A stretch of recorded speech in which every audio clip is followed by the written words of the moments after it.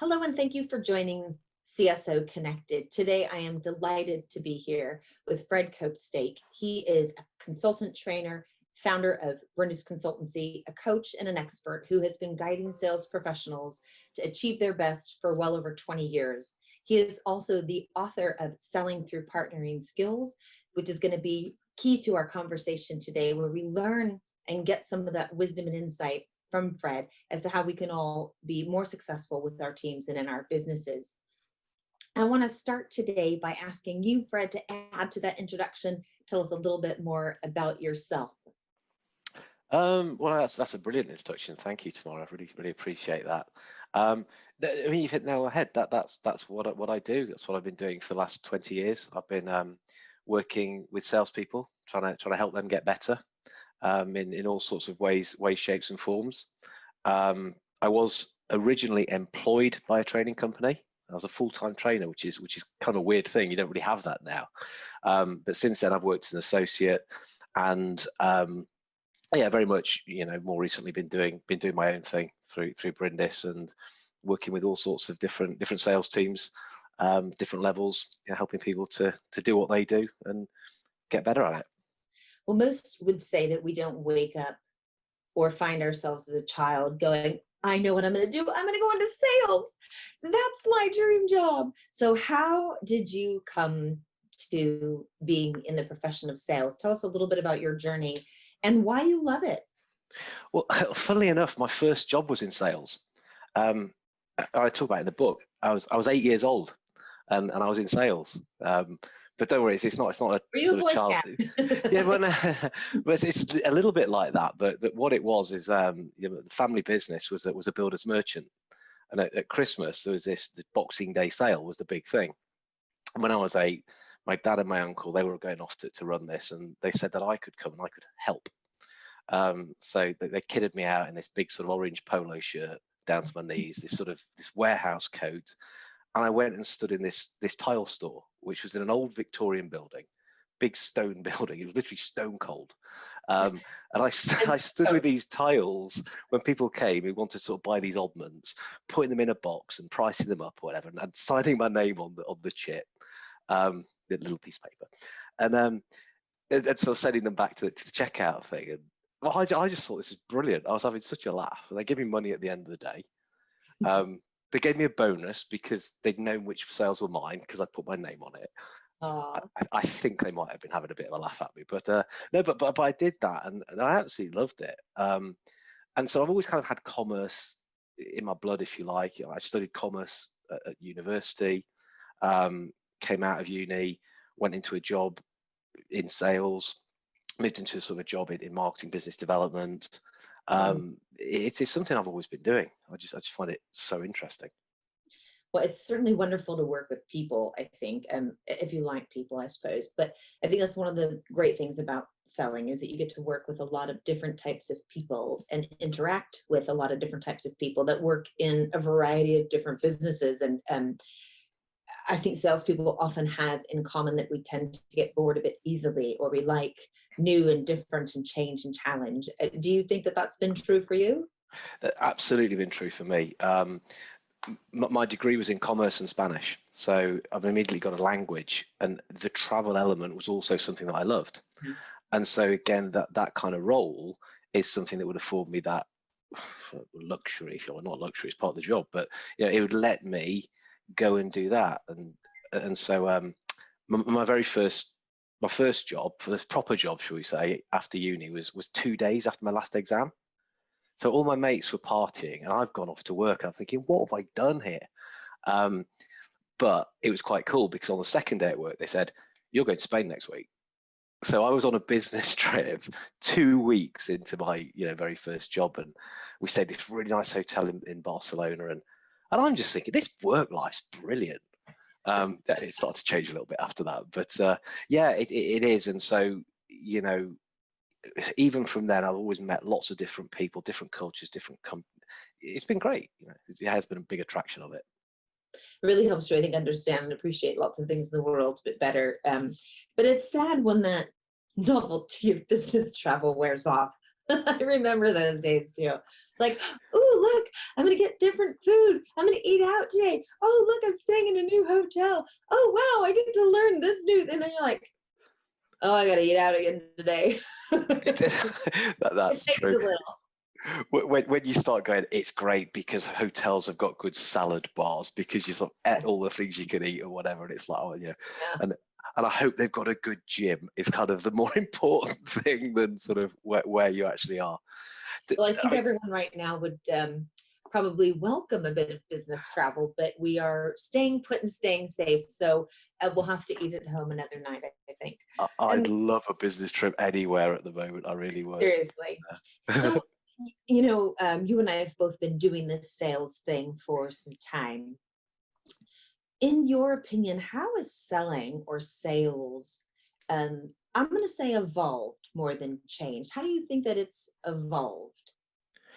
I mean, funnily enough, that's very much something that I use in training. I sort of often take people through the evolution of sales, particularly if I've got an audience that I think are going to sat there going, yeah, okay, come on, we've been in this for 20 years. I think, well, actually, let's just have a little look about how stuff has moved on.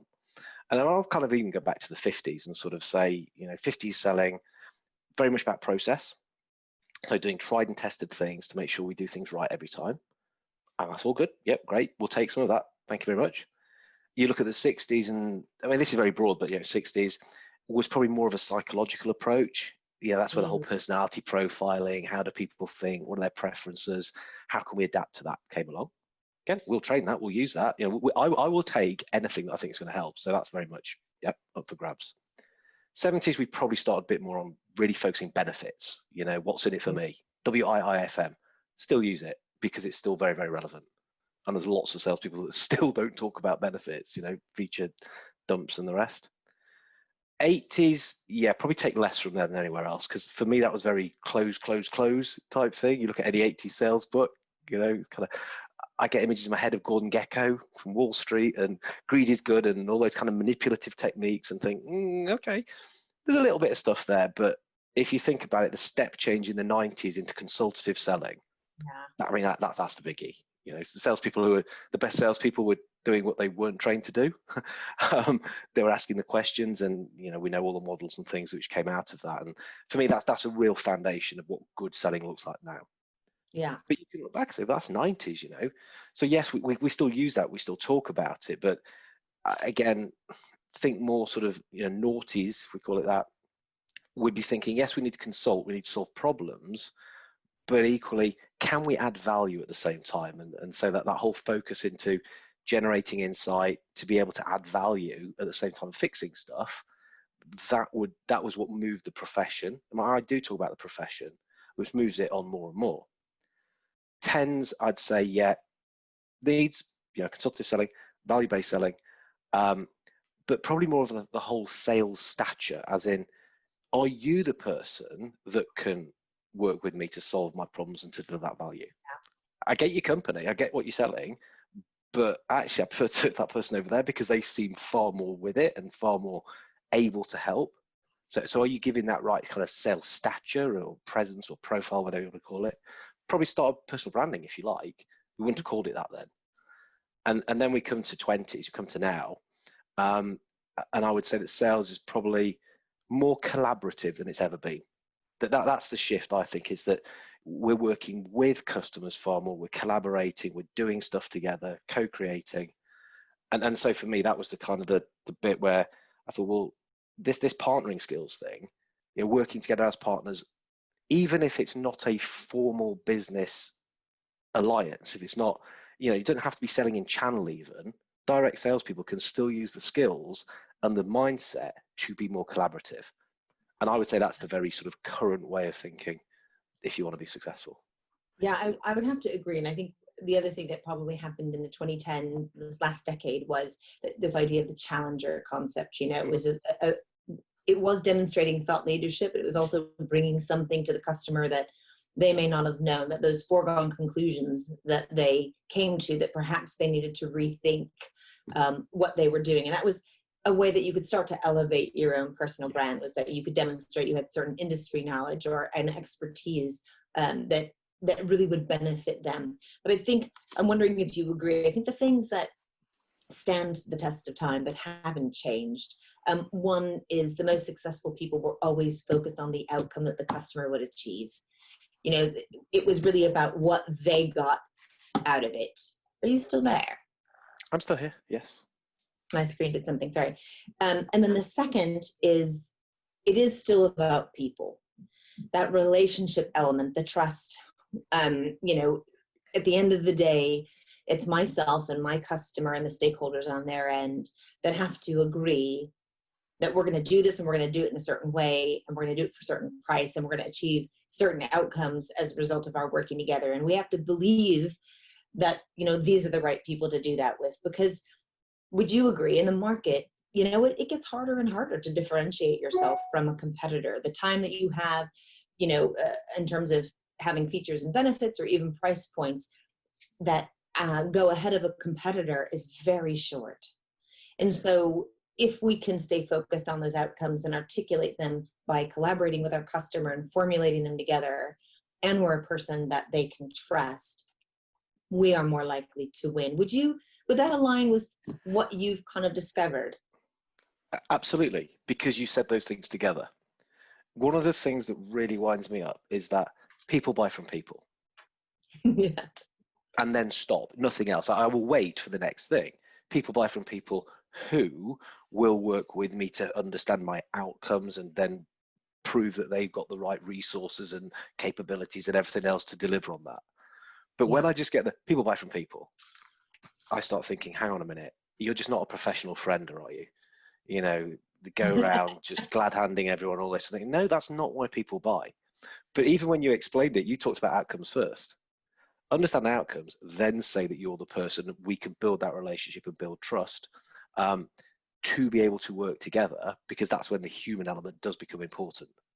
Yeah, But absolutely. just being a good old egg and sort of, you know, playing a nice round of golf and standing a few beers, and you're a friend, that's fine. Nothing wrong with being friends with people, but I'd say it's not selling, not in the modern way. So yeah, we're on the same page. But you know, I'm sure we've shared in that lots of people will give you their time in exchange for a good drink, a good meal, or a good round, but they won't necessarily give you their business. And I think that's probably one of the things that have changed.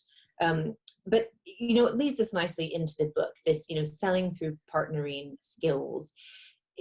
I want to talk about partner intelligence, and you talk about that there are 6 elements to partner intelligence. Can you highlight for us what those are, and kind of briefly walk us through each one of those? I think they'll give us some great conversation there. Yeah, for sure. So partnering intelligence, I'll shorthand PQ. So, because for me, it's like the sort of the lesser known cousin of EQ. You know, people know IQ, people know EQ, emotional intelligence. PQ very much is part of that more emotional intelligent types thing. But it's not something that I made up. It's not something that I thought one afternoon thought, you know, let's invent a new type of intelligence. It very much came out of research at the sort of end of the 80s, early 90s. A guy called Steve Dent who looked at those more formal business alliances, formal business partnerships, and found that the people, because one of his one of his phrases is organizations don't partner, people do. Yeah, the ones which were most successful is because the people involved in it had these certain traits, had these certain characteristics. And so he did a lot of work on this and sort of had these kind of research validated, verified, and came up with these 6 elements. The first of which, there is no particular order, but I tend to present them in this because it makes most sense to me. The first of which is trust. I kind of that always has to come first, because that is the foundation for all relationships. You know, no trust, no communication. We need to communicate to do better. So that's the sort of the biggie, if you like, which I guess, you know, kind of threads through all of the rest of them. Because if we've got that element of trust, then that means when we start to orientate more towards win-win and being mutually beneficial, that becomes far easier, because we'll naturally be looking for that kind of more fair split. And if times are a bit difficult, when we start to discuss it, because there's probably going to be some conflict at some stage, we can deal with it because we understand why or what we're trying to do to achieve those outcomes again. So another of the elements will be the comfort with interdependence. Yeah, I rely on you if we're in partnership together or we're working together. You rely on me because we're both bringing something to the party, and we've got to be okay with that. So in some ways, it's about giving up or knowing that an element of control in what we're doing, I'm not going to have. Now, if I'm comfortable enough with that, that's where we can really flourish. So other element then is this thing about self-disclosure and feedback, which is quite an interesting one, I think. So it's being strong enough to say to somebody that actually what you're putting into the relationship, what you're doing, the way you're doing it, isn't quite right. It's not working correctly. And that's quite a big thing to do. But equally, it's being you're going to have to accept. If you're going to give feedback, you've got to take it. But to make it easier, if you're comfortable enough in giving information, if you're comfortable enough in sharing stuff, and sort of letting a little bit go and sort of helping people understand you better, well, it's probably, again, you think about how relationships can be far stronger with that. Yeah. So that's what elements are like, and that goes into so many other different things. But that's a really interesting part of well, they're all interesting, but as a key part of when we're working together with customers. Fred, can I just make a comment there too? That I think please, yeah. the thing about the interdependence and and then the disclosure and feedback is, if you don't have trust, it's going to be very unlikely that you'll get disclosure and feedback. And this is when we think the deal's going swimmingly. We've made it to some measure of a short list. We've revised our pricing and we lose. And I think, never did anyone mention that there was a problem. And it's likely because you didn't establish that trust in the beginning, where someone thought they could come to you and tell you what the issue or the challenge or the gap really was. I mean, the other things they mentioned, they might have been true, but they weren't actually the objection in the sale. Would you agree? 100%. I mean, trust is a massive. All of these are big areas. We could do an hour or so on each one of those very, very easily. But if we sort of look to break down trust, we go back to that. One of the ways of looking at this I quite like is the trust equation, which looks at trust is made up of credibility, reliability, and intimacy, but divided by all over self-orientation. So you do all these things, but not for your own benefit, for somebody else. That's what the self-orientation part is, because the higher that is, the more it's going to pull down the whole trust element. Credibility is sort of being believable, if you like. Okay, put tick there, we can do that as salespeople. Reliability, do what you say you're going to do. Okay, yeah, I can give you a load of case studies and prove that. Intimacy, how safe do you feel giving me information? That's where it would fall down. That's what you're saying. So if you think, well, yeah, I'll just sort of tell him the business KPIs, the stuff that actually you could find out anywhere. But really the fact that I'm really worried about my role and what this future might mean, I'm not sharing that with anybody. Actually, if you'd have told me that, I could have probably done something or changed the proposal or set up how we're working together to help that as well. But if you're not comfortable with it, if you haven't got that element of trust in telling me, it's all come tumbling down. There seems to be a natural difficulty with the profession of sales, with customers developing intimacy with that individual, because inherently there's a perception that we're all there to ultimately convince you that you need to do business with me.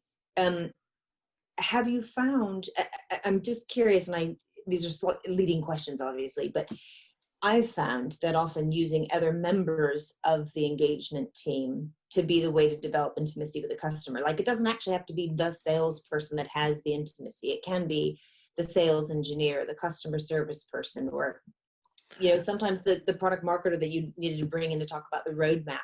Have you found that that's the case? And perhaps if we raise that awareness and we're struggling with that intimacy, it's about making sure that, because sales is a team sport, you're bringing other people in to engage with a customer that might be perceived as more trustworthy or someone I can be intimate with, where salespeople, unfortunately, there's a lot of people that just won't trust them.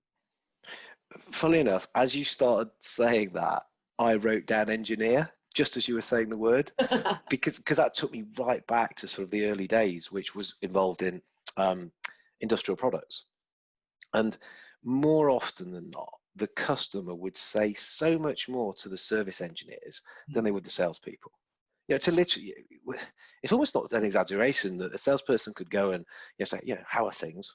Not a great question, but how are things? Oh, it's all great. The service engineer goes in, oh, I'm glad you're here. Yeah, we've got this other company in and they're terrible. They keep sending us this stuff.